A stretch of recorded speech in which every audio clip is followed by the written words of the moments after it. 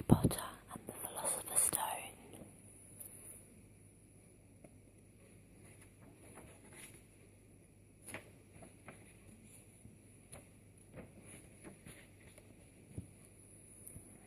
Chapter 1. The Boy Who Lived. Mr. and Mrs. Dursley of number 4 Privet Drive were proud to say they were perfectly normal, thank you very much. They were the last people you'd expect to be involved in anything strange or mysterious, because they just didn't hold with such nonsense. Mr. Dursley was the director of a firm called Grunnings, which made drills. He was a big, beefy man with hardly any neck, although he did have a very large moustache. Mrs. Dursley was thin and blonde and had nearly twice the usual amount of neck, which came in very useful, as she spent so much of her time craning over guard fences, spying on the neighbours. The Dursleys had a small son called Dudley, and in their opinion there was no finer boy anywhere. The Dursleys had everything they wanted, but they also had a secret. Their greatest fear was that somebody would discover it. They didn't think they could bear it if anyone found out about the Potters. Mrs. Potter was Mrs. Dursley's sister, but they hadn't met for several years. In fact, Mrs. Dursley pretended she didn't have a sister, because her sister and her good-for-nothing husband were as un-Dursleyish as it was possible to be. The Dursleys shuddered to think what the neighbours would say if the Potters arrived in the street. The Dursleys knew that the Potters had a small son too, but they had never ever seen him. This boy was another good reason for keeping the Potters away. They didn't want Dudley mixing with a child like that. When Mr. and Mrs. Dursley woke up on the dull grey Tuesday, our story starts. There was nothing about the cloudy sky outside to suggest that strange and mysterious things would soon be happening all over the country. Mr. Dursley hummed as he picked out his most boring tie for work, and Mrs. Dursley gossiped away happily as she wrestled a screaming Dudley into his high chair.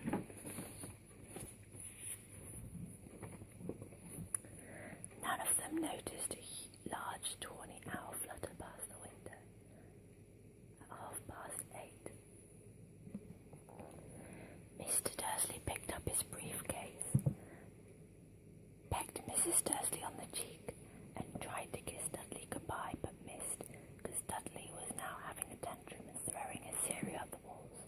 Little tyke, chortled Mr. Dursley as he left the house. He got into his car and backed out of number 4's drive. It was on the corner of the street that he noticed the first sign of something peculiar. A cat reading a map. For a second, Mr. Dursley didn't realise what he had seen. Then he jerked his head around to look again. There was a tabby cat standing on the corner of Privet Drive, but there wasn't a map in sight. What could he have been thinking of? It must have been a trick of the light. Mr. Dursley blinked and stared at the cat, stared back. As Mr. Dursley drove round the corner and up the road, he watched the cat in his mirror. It was now reading the sign that said Privet Drive. Dursley gave himself a little shake and put the cat out of his mind. As he drove towards the town, he thought of nothing except a large order of drills he was hoping to get that day.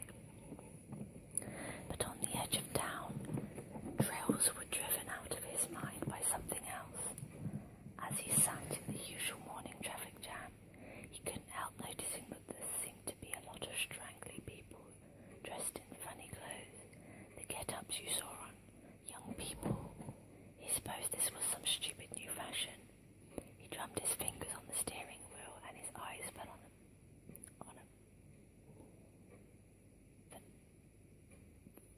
on a huddle of these weirdos standing quite close by.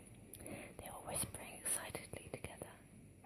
Mr. Dursley was enraged to see what a couple of them weren't young at all. Why, that man had to be older than he was and wearing an emerald green cloak. The nerve of him. But then it struck Mr. Dursley that this was probably some silly stunt. These people were obviously collecting for something. Yes, that would be it. The traffic moved on.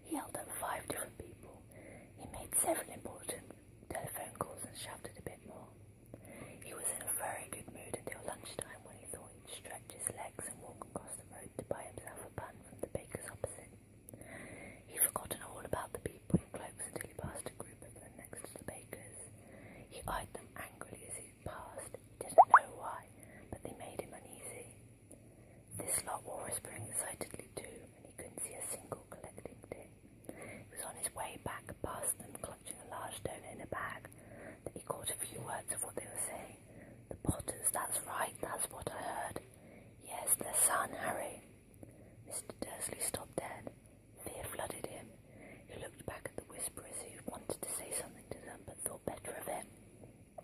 He dashed back across the road, hurried up to his office, snapped at his secretary not to disturb him, seized his telephone and had almost finished dialing his home number when he changed his mind. He put the receiver back down and stroked his moustache, thinking, no, he was being stupid. Potter wasn't such an unusual name. He was sure that there were lots of people called Potter who had a son called Harry. Come to think of it, he wasn't even sure his nephew was called Harry. He'd never even seen the boy. Might have been Harvey or Harold. There was no point in worrying Mrs. Dursley. She always got so upset at any mention of her sister. He didn't blame her. But he'd had a sister like that. But all the same, there's people in cloaks. He found it a lot harder to concentrate on drills that afternoon, and when he left the building at 5 o'clock, he was still so worried that he walked straight into someone just outside the door. "Sorry," he grunted, as the tiny old man stumbled and almost fell. It was a few seconds before Mr. Dursley realised that the man was wearing a violet cloak. He didn't seem at all upset at being almost knocked on the ground. On the contrary, his face split into a wide smile, and he said in a squeaky voice that made passers-by stare, "Don't be sorry, my dear sir, for nothing could upset me today. Rejoice, for you know who has gone at last. Even muggles like yourself should be celebrating this happy, happy day." And the old man hugged Mr. Dursley around the middle and walked off. Mr. Dursley stood rooted to the spot. He had been hugged by a complete stranger. He also thought he had been called a muggle, whatever that was. He was rattled. He hurried to his car and set off home, hoping he was imagining things which he had never hoped before, because he didn't approve of imagination. As he pulled into the driveway of number 4, the first thing he saw, and it didn't improve his mood, was the tabby cat he had spotted that morning. It was now sitting on his garden wall. He was sure it was the same one. It had the same markings around its eyes. "Shoo," said Mr. Dursley loudly. The cat didn't move. It just gave him a stern look. Wondered, trying to pull himself together, he let himself into the house. He was still determined not to mention anything to his wife.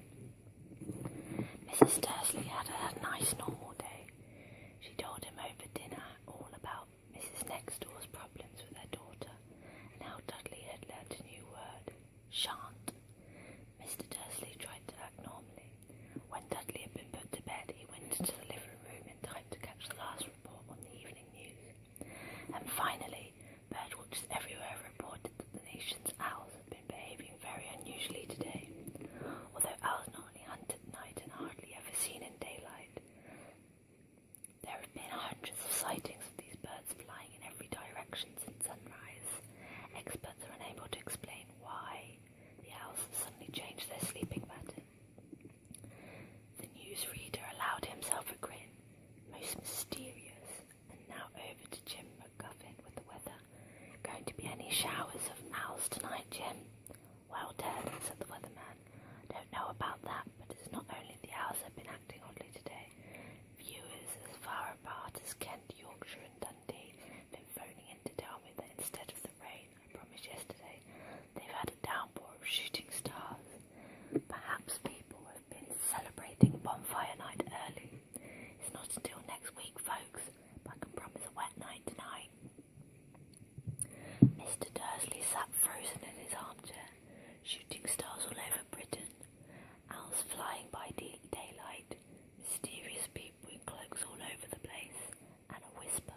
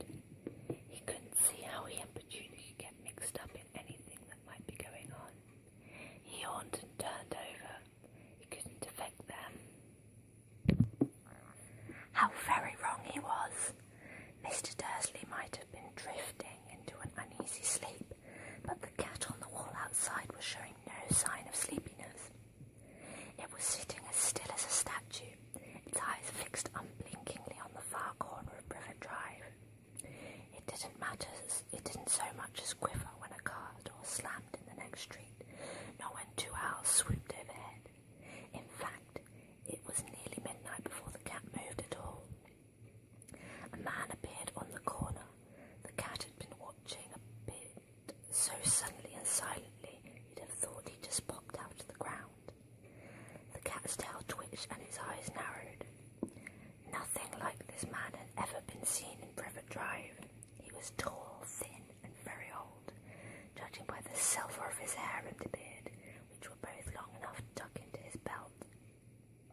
He was wearing long robes, a purple cloak, which swept the ground, and high-heeled buckled boots. His blue eyes were light, bright, and sparkling behind half-moon spectacles, and his nose was very long and crooked, so it had been broken at least twice. This man's name was Albus Dumbledore. Albus Dumbledore didn't seem to realise that he had just arrived in a street where everything from his name to his boots was unwelcome. He was busy rummaging in his cloak, looking for something, but he didn't seem to realise he was being watched, because he looked up suddenly at the cat, which was still staring at him at the other end of the street. For some reason, the sight of the cat seemed to amuse him. He chuckled and muttered, "I should have known." He found what he was looking for in his inside pocket. It seemed to be a silver cigarette lighter. He flicked it open, held it up in the air, and clicked it. The nearest street lamp went out with a little pop. He clicked it again. The next lamp flickered.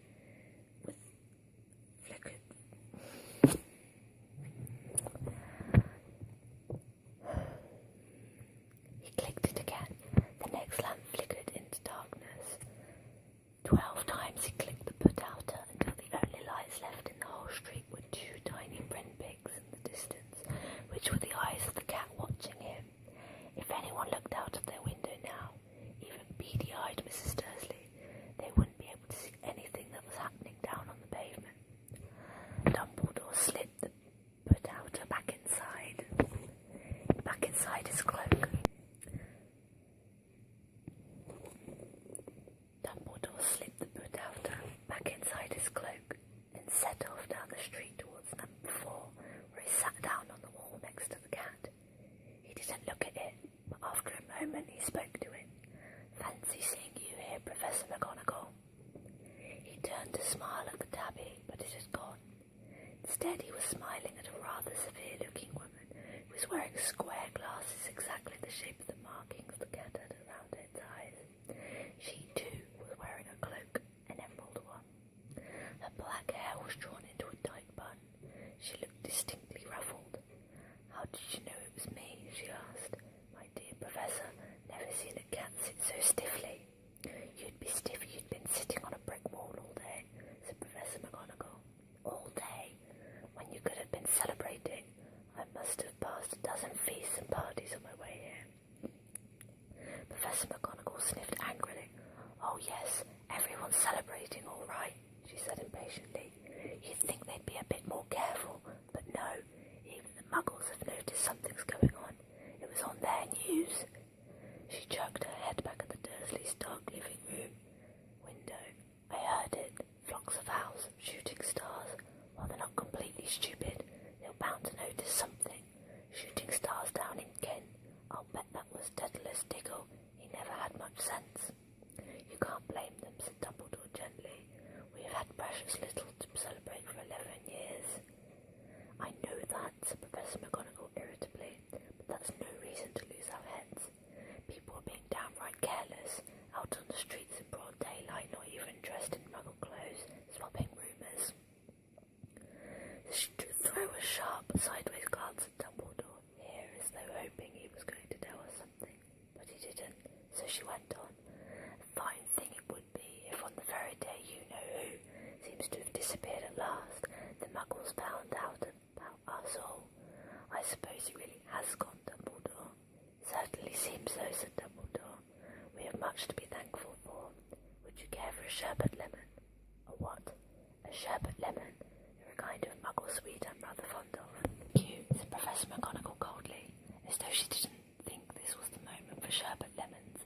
"As I say, even if you-know-who has gone, my dear Professor, surely a sensible person like yourself can call him by his name. All this you-know-who nonsense for 11 years, been trying to persuade people to call him by his proper name, Voldemort.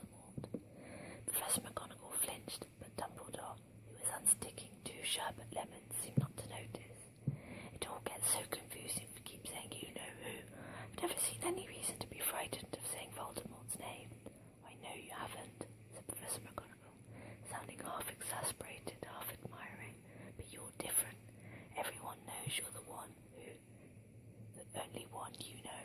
Oh, all right, Voldemort was frightened of. You flatten me, said Dumbledore calmly. Voldemort had powers I will never have. Only because you're too, noble to use them. It's lucky it's dark. I haven't blushed so much since Madame Pomfrey told me she liked my new earmuffs. Professor McGonagall shot a sharp look at Dumbledore and said, the owl's nothing to the rumours that are flying around. You know what everyone's saying about why he's disappeared, about what finally stopped him. It seemed that Professor McGonagall had reached the point she was most anxious to discuss, the real reason she had been waiting on a cold, hard wall all day. For neither as a captain nor as a woman had she fixed Dumbledore with such a piercing stare as she did now. It was plain that whatever everyone was saying, she was not going to believe it until Dumbledore told her it was true. Dumbledore, however, was choosing another sherbet lemon and did not answer. What they're saying, she pressed on, that last night Voldemort turned up in Godric's Hollow. He went to find the Potters. The rumour is that Lily and James that they're dead. Dumbledore bowed his head. Professor McGonagall gasped. Lily and James. I can't believe it. I didn't want to believe it. Oh, Albus. Dumbledore reached out and patted her on the shoulder. I know, he said heavily. Professor McGonagall's voice trembled as she went on. That's not all. They're saying he tried to kill the Potter's son, Harry, but he couldn't. He couldn't kill that little boy. No one knows why or how. They're saying that when he couldn't kill Harry Potter, Voldemort's power somehow broke, and that's why he's gone. Dumbledore nodded glumly. It's true, faltered Professor McGonagall. After all he's done, all the people he's killed, he couldn't kill a little boy. It's just astounding, all the things to stop him. But how in the name of heaven did Harry survive? We can only guess, said Dumbledore. We may never know. Professor McGonagall pulled out a lace handkerchief and tapped her eyes beneath her spectacles. Dumbledore gave a great sniff as he took a golden watch from his pocket and examined it. It was a very odd watch. He had 12 hands but no numbers. Instead, little planets were moving around the edge. It must have made sense to Dumbledore, though, because he put it back in his pocket and said, Hagrid's late. I suppose it was he who told you I'd be here, by the way. Yes, said Professor McGonagall. I don't suppose you're going to tell me why you're here of all places. I've come to bring Harry to his aunt and uncle. The only family has left now. You can't mean the people who live here, cried Professor McGonagall, jumping to her feet and pointing at number 4. Dumbledore, you can't. I've been watching them all day. You couldn't find two people who are less like us, and they've got this son, so kicking his mother all the way up the street, screaming for sweets. Harry Potter, come and live here. It's the best place for him, said Dumbledore firmly. His aunt and uncle will be able to explain everything to him when he's older. I've written them a letter. A letter? Repeated Professor McGonagall vaguely, sitting back down on the wall. Really, Dumbledore, you think you can explain all this in a letter? These people will never understand it. You'll be famous, a legend. But be surprised if today was known as Harry Potter Day in future. There'll be books written about Harry. Every child in our world will know his name. Exactly, said Dumbledore, looking very seriously over the top of his half-moon spectacles. It would be enough to turn any boy's head. Famous before he can walk and talk. Famous for everything. For something he won't even remember. Can't you see how much better off he'll be growing up away from all that until he's ready to make it? Professor McGonagall opened her mouth, changed her mind, swallowed, and then said, Yes, you're right, of course. But how is the boy getting here, Dumbledore? She eyed his cloak suddenly as though she thought he might be hiding Harry underneath it. Hagrid's bringing him. You think it wise to trust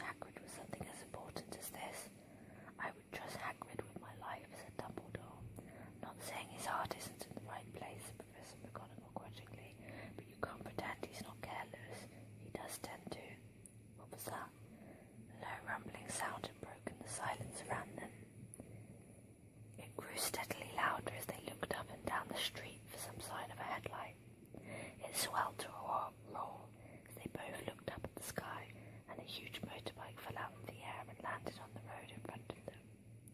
The motorbike was huge. It was nothing to the man sitting astride it. It was almost twice as tall as a normal man, and at least 5 times as wide. He looked simply too big to be allowed, and so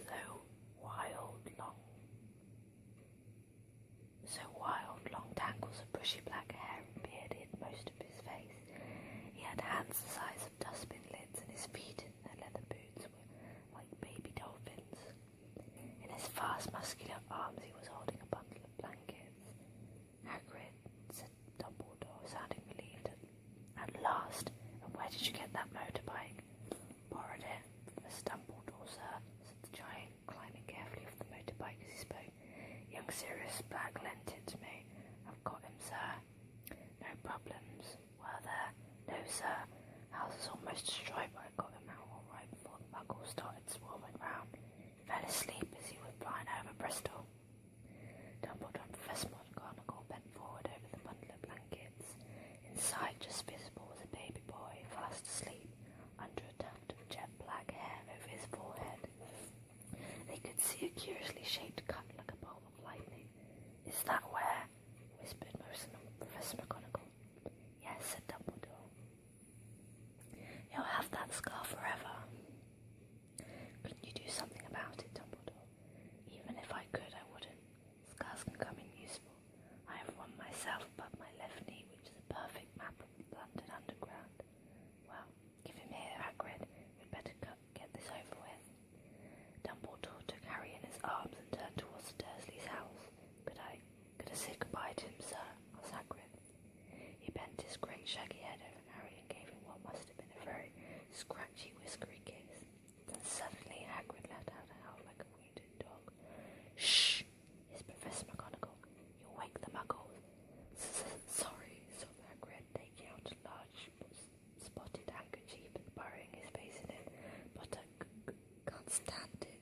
Lily and James dead, and poor little Harry to live with muggles."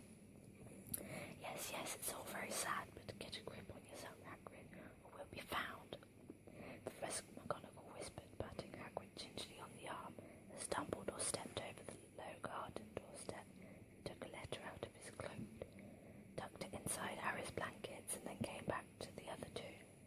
For a full minute the three of them stood and looked at the little bundle. Hagrid's twinkling light that usually shone from Dumbledore's eyes seemed to have gone out.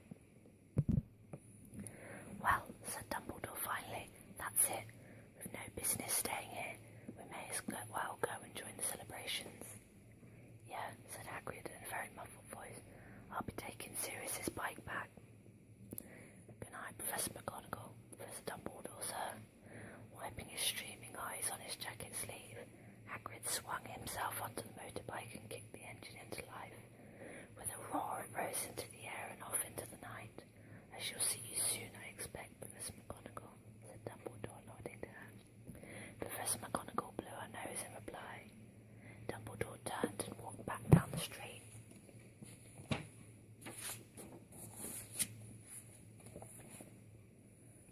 On the corner, he stopped and took out the silver put-outer.